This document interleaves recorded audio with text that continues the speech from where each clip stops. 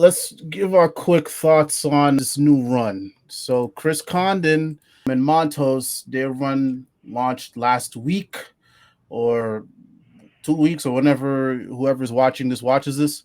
So I'll start off by saying, hey man, I was on here with y'all saying once Williamson is done, whether he stays or whether he leaves, I need Ollie on his own. I need Ollie back in Star City. I need Ollie doing social justice shit and just rocking solo for a little bit.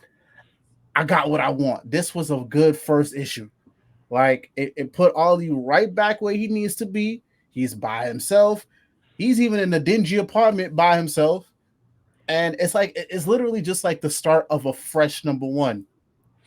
I'm here, I'm alone, I'm here saving the city. Hey, something crazy is going on. Let me go check it out. Some way, somehow I'm connected to it.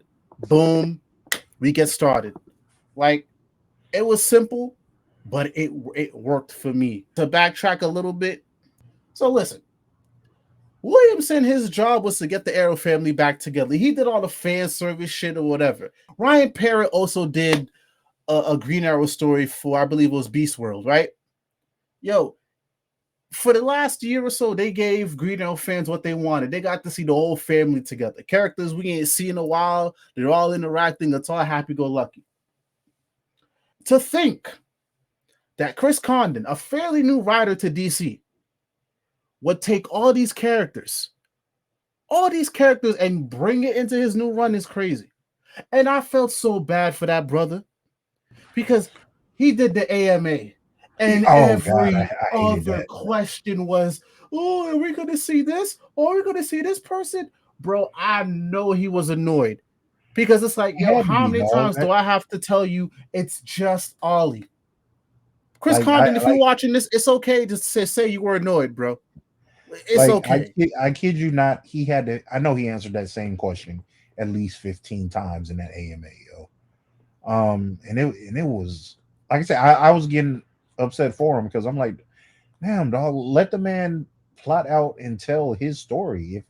If you want to see them people, buy the book enough to where it lasts long enough to where he can tie these characters in at some point in the run. Like make it sell really well, and you'll probably get them eventually, maybe. But Jesus Christ, man, y'all just got what's this 17 issues or so of the Arrow family? Like that's more than you've gotten in a decade. Like, chill, please. It was so bad, and like that's a lot for a new writer to handle on top. I don't think it's fair for them to say, hey bro, can you handle this character plus their entire family and their rogues gallery? No, like I 100% understand the want to just have a character by themselves and you cook with that character. And I'm also gonna say this here. Chris Condon stated this run right now, it's only 8 issues. It's only 8. Only 8. There is a beginning, there is a middle, and there is an end. It's only 8. So that's him telling folk, hey, they got to come out and support if you want more. And he said he will add new characters in when they reevaluate if they're able to continue past 8. Mm-hmm. So if you want to see all these other characters, you know what you got to do. And I think with this first issue, he's rocking out. Williamson's Green Arrow, no random person could pick that up. No, you had to be a fan. You had to have been somebody who's been following from the New 52, or you're just like me. You started with Rebirth. You couldn't go into that run willy nilly. That it was not user friendly. This is user friendly. You may have to read Green Arrow 17 beforehand, but that's it. What did you guys think? I was definitely a fan of it. It got back to, I think people forget, especially over the past few years, because writers want to. Writers haven't exactly been over the top with politics in their writing as of late. So I think people kind of forgot how much of a self-righteous liberal Ollie could be. Like that, he is like sometimes some of the worst stereotypes you'll see of liberals online up until like the past 10 years or so. That was pretty much Ollie. So it was good to see them kind of getting back to that. Even though he is a hypocrite. Like, I mean, it's great to see. He's a loudmouth. He's brash, bit of an asshole. I loved it. It felt like it felt, and yeah, I know we're talking about we're comics and not TV shows. It's what I wanted Oliver to be like in Arrow. Like, um, Mm. and so they tried to do it a little bit that one season when he Mhm. ran for mayor, but so seeing that, then seeing we got a street level crime happening, going after looks like some polluters, but hell, just seeing him apprehend a robber was just refreshing and fun, and Mhm. like you say, grounded, bro. Like, I'm here for that, seeing him. And obviously he still has his money, so it's not like a Batman thing, but seeing him just kind of slumming it, the crappy apartment, he's on his own. New costume is a lot lower tech than the last one. Like, yes, man, this is the kind of energy that I want from a Green Arrow run for a little while. I hope it gets past 8. Give me a year of this, 12 issues. Mhm. And if sales dip, but you've been able to maintain quality of the first issue for a full 12, I'll be happy. I'll be content. Yeah. That's a maxi of this type of energy for Green Arrow, and hey, I'll be good. Yeah, same. And like he's been talking about the different runs that he pulled inspiration from. Like, bro, I have Longbow Hunters right here. I'm Hmm. sorry. Listen, Dog, when he got to talking that, I was like, yo, oh, I know I'm in there for a good time. like I'm on vacation. I think tonight might be the night where I finally crack it open because I done heard Do it, so much about Longbow Hunters, bro. do it, Like, bro, do it. I need to read it too, low key. oh man, I think this might be the time because, bro, I listened to his interviews. That brother sounds so passionate about like the OG era of Green Arrow. I was like, oh, this guy's doing his homework. He's trying to make a splash. So that's why I'm Dog, I'm it's not mad that he's doing his own thing right now, bro. dog. It was an era of comics where, and I don't want to say like it's not like edgy, or I mean it's edgy, but it's not like edge lord type stuff. But it came out in an era of comics where you could put out books on just a regular comic back then that would today it would have to be something like a Black Label or a Marvel Max, or so I can't remember. My dad had, in the first time I read anything from Longbow Hunters, I'm not gonna spoil y'all since y'all said y'all haven't read it. It was probably about 4 issues into that story, and I'm like, what? I'm like, they sold you this on the stands as a child? Like, so I hunted down that Omni, and bro, I couldn't put it down. So that's all I'm gonna tell y'all. But yes, y'all boys need to read that ASAP, as soon as you can. Like, I propose something. I propose what's something. up? Hear me out. So I'll read the Omni, and we Okay. got to come back and do a retrospective on this one. I think it calls for that. I'm with it. I'm just gonna let you know it's gonna take you a while. Okay, say less. Say less. Them some thick boy omnis, bro. Oh, I'm looking. I'm holding it right now. Okay. I'm holding it. Yeah, I'm gonna this check shit it thick. out. Yeah, I'm quitting. Your thoughts? What'd you think? Like we were kind of saying before AJ got on, bro. Like, so take my opinion with a grain of salt, because I really kind of looking for any reason to drop books, because I'm broke. I'm a brokey right now. But overall, like I was saying, I like the tone. Like you guys said, the tone is what you kind of go for a Green Arrow book for, right? So like that Longbow Hunter vibe, that outsider with Lemire, that's the kind of vibe you kind of want.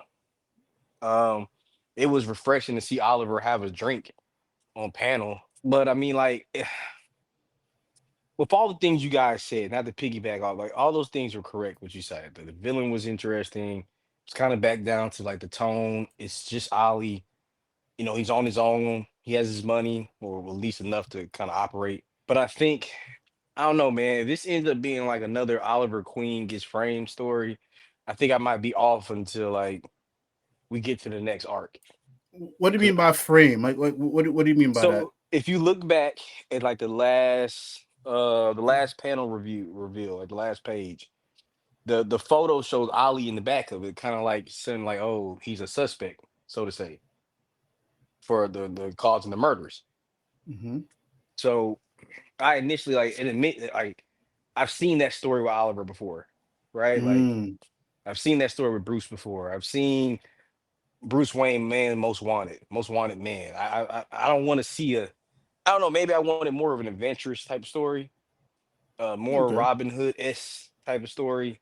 Uh, Now, granted, him, tackling like political things or like what we expect from Green Arrow, of course, especially if you're trying to get back to the roots of it. So I get it. I mean, this is just the first issue. It's just not, out of all the first issues I bought with the initiative, it is in the lower half for me, right? Mm. Okay. Now, granted, like I said, I haven't read much of Chris's work. I know that Texas Bud is a big thing. All the podcasts I listen to kind of talk like highly of it. So that's not to say anything I'm saying, not to say it was a bad book. It was a good issue. Don't get me wrong. Like I enjoyed it. I read it from cover to cover. It flowed. It sounded like Ollie. All those things, but like it was missing something for me. If that makes sense. Like Okay. it was missing a I gotta buy this book next month type of thing, right? Mm-hmm. Like I'll use Nightwing for example. Coming off of Tom Taylor's run, you know, you wanted to get back to like the vibe of Nightwing before that, right? But at the same time, that vibe had been selling so well, right? Yeah. That and I think this current run with Wader or with Dan is it's a perfect blend of both. Like I Mm. still get that vibe, that happy kind of soap proppy CW, set like a Gilmore Girl vibe, that kind of like adolescent. You know what I'm saying? Like, I get that Dawson Creek kind of vibe between the exchanges between him and Barbara Steele, but it's back to that Nightwing action, so to say. Mm-hmm. It's back to like street level Nightwing. It's not so much him doing charity work or you know the Titans. It's back to being Nightwing and Oracle in the chair and it was I enjoyed it for I Yeah. like the transition that transition was very done very well. I would have liked to see some elements. Now I'm not one of those crazy fans that were like, oh man, what can I see this person? I don't mean it like that, but like I do expect you to continue what we were building, right? So to say Mm. like, do I think Leanne fits this story off first issue? No. Do I think Diana fits this story? Dinah? No. Do I think Roy? No. But like I go back to Diggle. Diggle fits the tone of this story so far, right? Mm. What we know of him. Like I want to see those kind of things in this upcoming run. Like I don't expect to see the whole family. I don't want to see the whole family. But I do want you to take the Lord. If you've been reading all these books, right? Like it's like if I'm not mistaken, Longbow Hunters was one of the introductions to Shadow, correct? If I'm not mistaken, right? Yeah. Uh-huh. So there are some things that like major characters that were introduced in Hunters, characters that have more growth throughout the run that was already established or whatever. I'm expecting if that's your inspiration, that we're going to continue expanding, building off stuff. I don't just want it Mm. to be a solo Ollie story. I mean, like see, I'm going around in circles because I want the solo story, but I still want to see the growth. Like Ollie grew. Like say we can say what we want about Josh's run and absolute to a point, but Oliver grew as a man and as a character on those Mm-hmm. panels, Agreed. right? Traumas were like things that used to trip the old Oliver Queen up. I don't foresee that being a thing now. After absolute power, he is now an A-list hero in the DC universe. Maybe not Mm. sales wise, not by the public, but he is an A-list hero. Like he's on the same level. Like him and Nightwing, out of these last few moments, these last couple years, those two individuals are officially A-list heroes. Yeah. They're no longer B, and they're no longer C heroes. Arrow held a TV show for 9 years, Mm-hmm. right? It spawned 6 shows, five other shows, Just right? ended yesterday too. You know what I'm saying? He was a major. He's led the Justice League at this point, coming off of not wanting to be a part of them because they were fascist or whatever. He's gotten his family together. He has grown, so I don't want to see regression in that case, right? Like Mm, I want to see him continue that. Like, okay, so for example, Chip's run with Batman hasn't been the best, right? Or so to say. Hmm. But one thing I will say is he handled getting come off topic. I'm bringing it back home, but coming off topic, he fixed it by giving his money back. Okay, so you know what, Bruce? We're going to put you in more in the city. You don't got the manor no more. You got to build a whole different thing inside the city. You're not outside the palace sage anymore. You're in the Hmm. city. His need to keep his family now. It's like he wants to keep his family together. I'm not trying to push him away now. They're safer with me than me pushing them apart, anyways, right? mm-hmm, So you mm-hmm. see that in Bruce's. Alfred's not here anymore. Jim is a private detective now. I have to be the patriarchy that these kids are looking up for me to be. I want to see that the Oliver that chose to sacrifice and not be happy, to keep his family safe. The sacrifice. I just want to continue that growth. I don't just want to go back to Playboy Oliver Queen. I stop a couple robbers. I stop an overall plot. I don't know. Like I think he's now more ingrained to the DC universe now for arcs like that. Like Batman arcs Uh, have ramifications. Superman arcs have ramifications. Wonder Woman has ramifications. Right now, we're still dealing with a ban on Amazons in the United States, Hmm. right? So, like, Green Arrow books don't ripple as they should. The last ripple effect mm, was Prometheus and the fall of the Green Arrow. That was the last ripple effect that he's had. That's 2009. So 2009, 2010, somewhere around that era. But my point is, I just need this. I don't know. Like I guess I'm indifferent. I don't have an opinion. I'm gonna leave it at that. I okay. I, I don't have an opinion, so to say, because I don't want to say come off as being negative. Because I didn't leave the book thinking it was a bad book or I didn't enjoy it, but I didn't leave it thinking like, oh shit, yeah, yeah, that's that shit right there. I Yeah. didn't leave that way, Yeah, right? If I that makes got you. sense. So yeah, Oh, and I see that also because it's like for me, I don't know. Whenever I'm excited about a run, like I just do my best to do as much research as possible. If that person's speaking on an interview, I'm reading, I'm yeah, watching. So it's just like already going in, I had an expectation based off of like what I read. yeah, So and then, even before we even knew Condon was taking over, like I already knew what I wanted from a yeah, Green Arrow book. So I was just like, cool. But I can see what you're saying because if somebody just coming into this book right now, like hmm, yeah, you can say, oh, okay, oh, he's by himself. They may not have known he just went through a whole thing in Absolute and Dawn of DC where he was Hmm. elevated. So yes, anybody can make that assumption off of this first issue, and yeah, if I and had to give it even more in depth to it, mhm. the feeling I left that book is not the same feeling I left after the last page of Justice League. That makes sense. Like I left the last page Oh, like, oh shit, it's finna go okay, down.